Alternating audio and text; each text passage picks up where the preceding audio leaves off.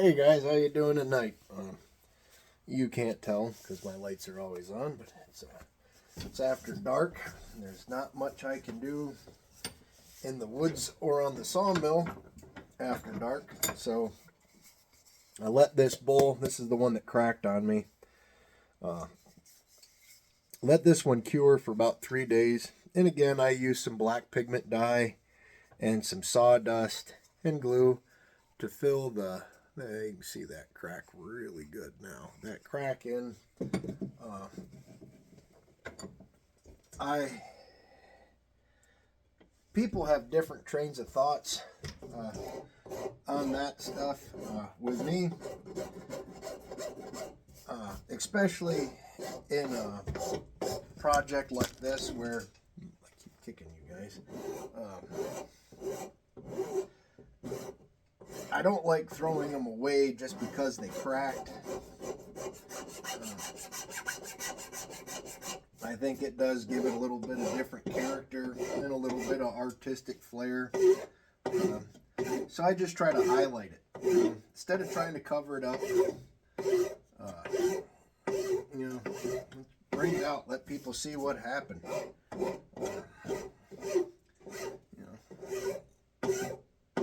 It's a brand new piece, and it's already got history. We was watching. It's gonna make me sound like an old person, but we were watching Antiques Roadshow because I like Antiques Roadshow. And there was this really super early piece of china that had cracked, and I guess over there what they do when they crack like that is they use gold to. Sorry, I had to brush out my file. This is a really good strong glue, but boy, it plugs up the files bad. They use gold to fix the cracks in the cups, and it becomes more of an art form.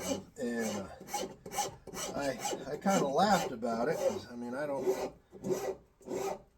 I don't know much of anything about Asian culture or like fine china or anything like that. But I just thought it was an interesting little tidbit, especially where, like I said, I like to highlight and epoxy the cracks in any of my woodworking projects that I get. I don't know. It just lets me. I think the neat part of it is it just kind of highlights that we're human. Accidents happen, stuff breaks. But if you can fix it and it's still pretty and usable, why not? That's it's always said all of my favorite trucks had dents in them. Some of them I even put the dents in them. Some of them my wife did it. But it's just kind of a neat little, I don't know, just a different perspective. And I think that's kind of my draw to it here, because like in gunsmithing, when you have a flaw or an issue in your project, like I fixed some gun stocks before where they've cracked, so you have to drill the stock out and virtually glue a piece of doweling or steel rod down through where it's split. And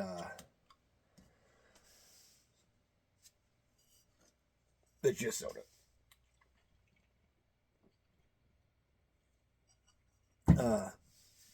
Where it's split, glue that in place. And typically we cover it up with like an inlay or something just to kind of mask that imperfection. And in the firearms world, I understand, people want their guns to look pristine and nice, especially if they're, collector pieces and stuff. But for me, at least in the carving side of things, I don't have to work that way. and it allows me to kind of have, I don't want to say rebel, but a little bit of, rebel against the woodworking digest or something like that. This side of it is all about functionality, and was it the one article I read where, like, cabinetry and designer furniture in the woodworking world is functionality and art. Now, granted, I personally don't think my spoons are necessarily like an art form. Just because I do make them as minus my little tiny spoons, but I do make them to use. My cooking utensils that I make to use, and hopefully this winter I will have enough of my shop and garage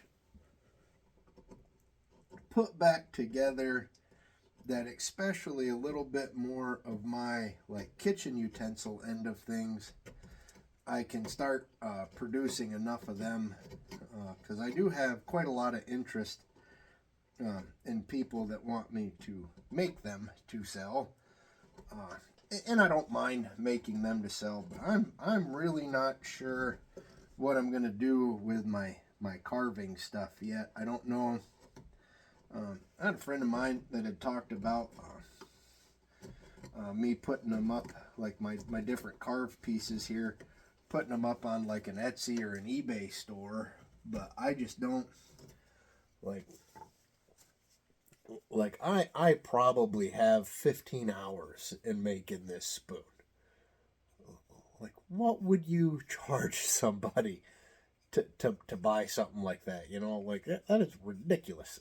So that kind of stuff, I really do struggle with it, and I think that's why I've always kind of kept them as like a give to somebody, just as a hey, thinking of you, or hope this puts a smile on your face, because you really can't.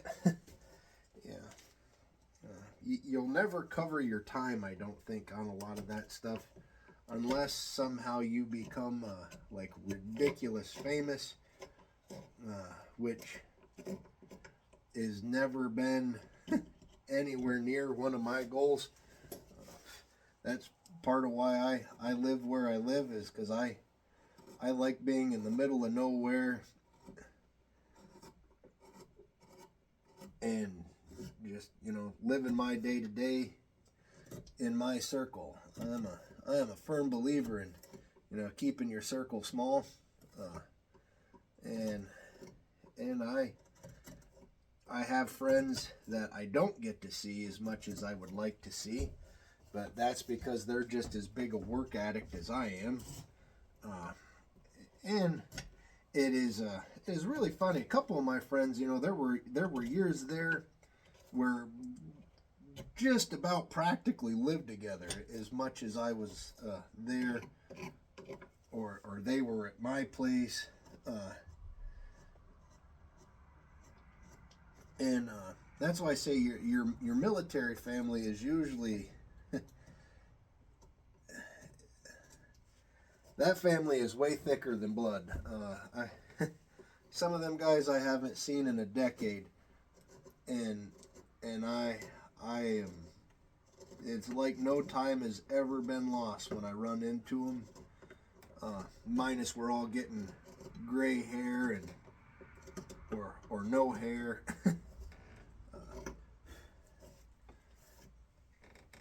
But not to jump too far off, but like when this piece is done, you'll still see the cracks, you'll still see the fill, but it's still going to be a beautiful little dish for somebody to use in their home. So if your carving projects break, don't panic, don't freak out, don't get mad. Well, you can get mad at it. I got mad when this broke, but fix it. That's the benefit of working with this stuff. a little putty and a little paint, you can make something what it ain't. So, you know, not all is lost when your project has an oops. There's that hippie painter dude that said it's just a happy accident. You know, that's pretty much, it's just an accident. Fix it, highlight it, let people see what happened, and it becomes part of the story of that piece. I got gentleman I was helping get some carving tools. Well, this has been a long time ago. I was talking to him about what brand of tools that I use and where I was getting them from at the time, because Amazon at that point in time was still mostly books. You had, oh, excuse me. So I sent him a link to the one eBay store that I was using at the time. And that was actually, well, that's where it's the same company that this set of chisels is from.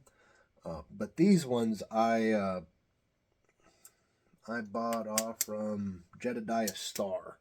And that's like a muzzleloader kit company. And absolutely fell in love with them years and years ago. And when I got into gunsmithing work, muzzle loaders and stuff like that, you can really get into some good inlay work. So when I was ordering up one of the flintlocks I built, I saw that they had these inlay and carving sets, and it was from a company that I'd used already for regular carving. So I bought their inlay chisels, and that's where this set came from. And I said they're good quality. I don't really get into speaking on brands, at least not yet on these platforms, because I don't know what the rules are on TikTok, but that's why I keep my soda in a Yeti cooler.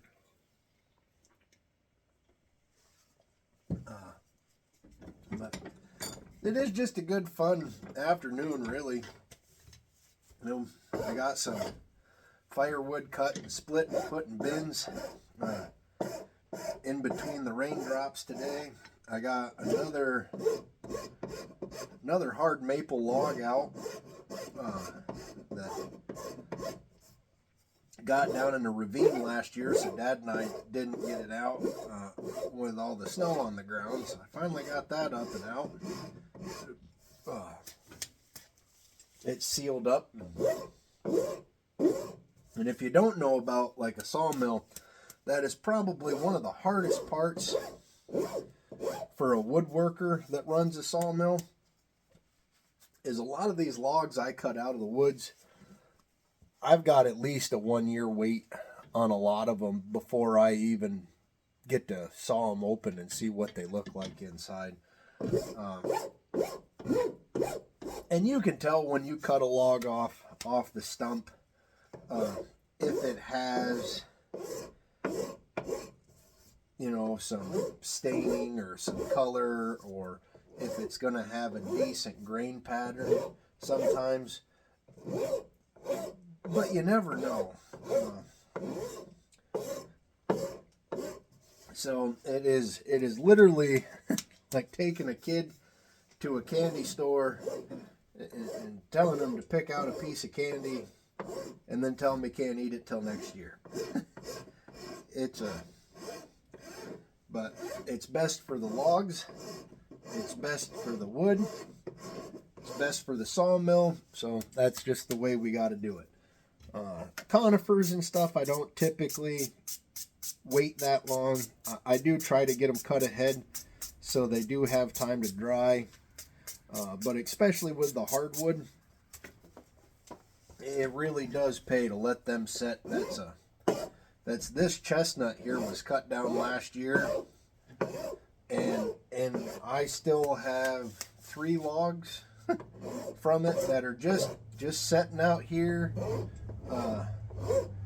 slowly drying, getting ready to saw.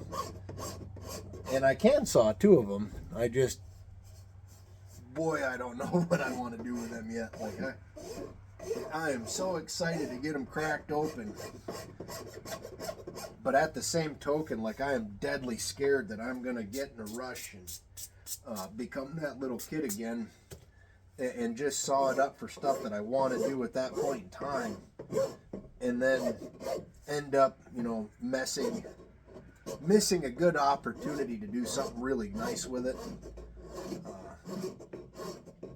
So I do know I'm going to cut some gun blanks, some gun stock pieces,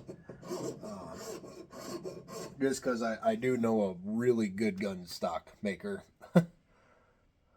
And no, it's not me. I am okay at it, but I'm going to cut some real thin veneer inlay pieces with some of it, I think, like some 2/4 boards for doing some bow ties, some Dutchmans, that kind of stuff. But again, until I really have a good plan set for it, because obviously as a sawmill business, my utmost is to take those logs and saw them up and sell them. That's my job. And I haven't came to the terms of getting rid of them yet. Because as of right now, they're still mine. And as a woodworker and a sawmill owner, it is really hard, especially with stuff like that, because you want to keep it all, you know. But you shouldn't.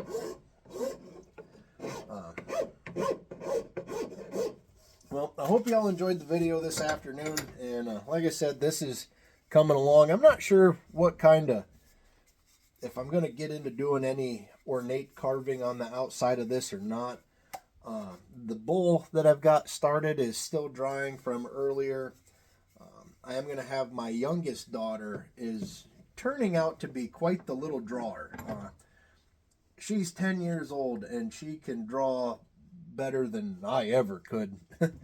And part of that's got to be some good genetics there. My grandma was a really good painter and artist in that aspect of things, and I can't draw a stick figure. So I think I'm gonna let my youngest daughter just kind of let her pull her own inspiration and draw on that bowl for me, and then I'll carve it out, and we'll see what it looks like then. Like I said, I hope my videos are helping you out. And if there's something you want to see, if there's something specific you want to know about carving, or just try not to ask for my opinion, because those will definitely get me in trouble. But I am here if you need the help with any of your carving projects, or if you're looking for a specific thing. I have quite a lot of friends in that world as well. Another one, and I'll put this out there real quick, I have never done the spoon tip carving with a small carving hatchet that they make. And I was watching a small documentary on a lady that makes they're like a Scandinavian style spoon, and she carves out her shape, her rough shape, with an axe. And I've always used a series of small spoke shaves, and I thought that was pretty awesome to sit there, you know, and use one of them hatchets. So I got to do a little digging on that, and maybe that'll be something else I can put in my